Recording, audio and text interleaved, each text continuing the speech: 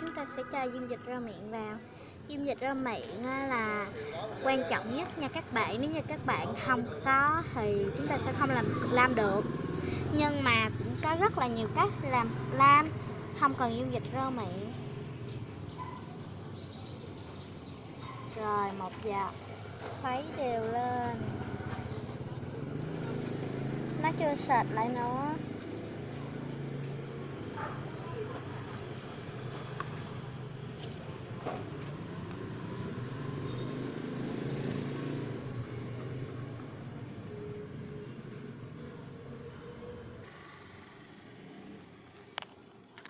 Wow, nó sắp sệt rồi nè các bạn.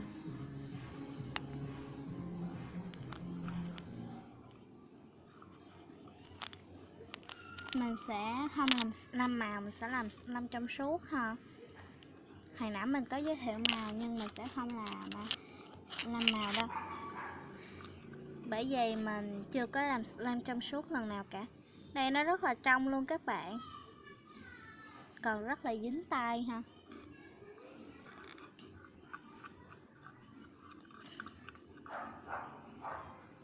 Đây còn rất là nhiều nước. Các bạn khuấy thật là đều nha các bạn, bởi vì bên trong nước này còn có rất là nhiều dung dịch rơ miệng đó. Các bạn biết vì sao mà mình biết điều này không? Là bởi vì khi mà chúng ta cầm slime thành công lên chơi đó, chúng ta sẽ thấy có giống như là một chất nước gì, đó chính là dung dịch rơ miệng. Và khi chúng ta chơi nhiều, cái nước đó nó sẽ thấm vào slime, làm cho slime của chúng ta ít dẻo hơn thường đó các bạn. Wow, rất là trong.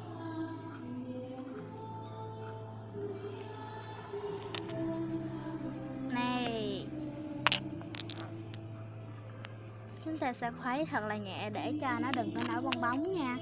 Nổi bong bóng thì slime của chúng ta sẽ không có trong suốt.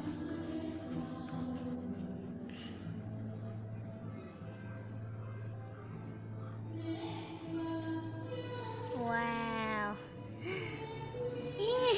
nó dính tay mình rồi.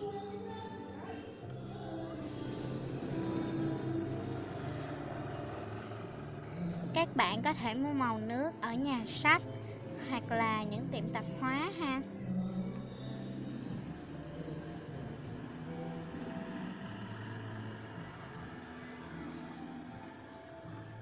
Khuấy thật là nhẹ.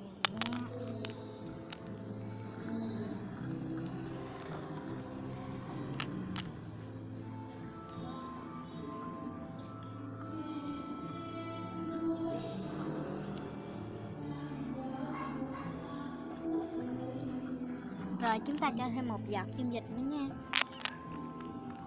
Một giọt, khuấy đều lên.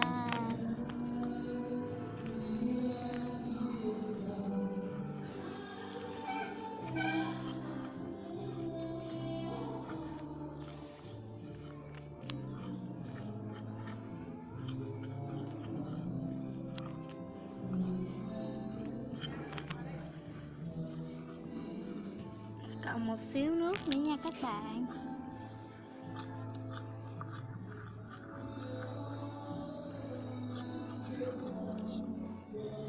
Các bạn nhớ like và đăng ký để trở thành người đầu tiên xem video mới nha.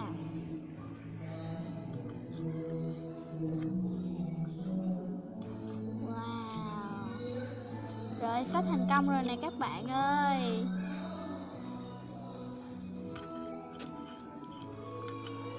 Không biết làm có dẻo không nữa.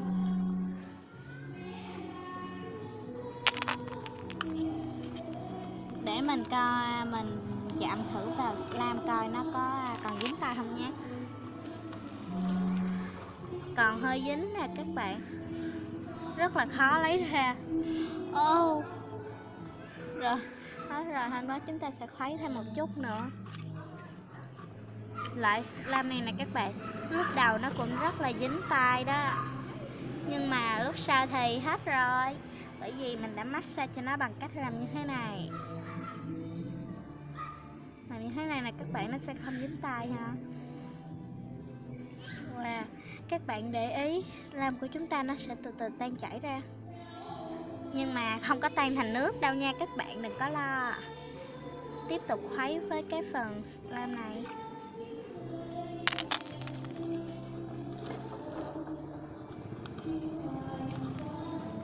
Hết tím tay rồi nè các bạn, mình sẽ lấy ra chơi. Oh yeah, wow.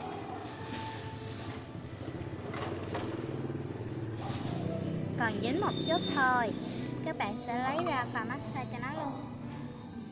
Wow, nó rất là trong. Đây, giống nước quá các bạn. Wow, đúng là trong thật. Video của mình đến đây là kết thúc rồi. Hẹn gặp lại các bạn ở video tiếp theo nha. Còn bây giờ, xin chào và hẹn gặp lại. Nhớ đăng ký nha.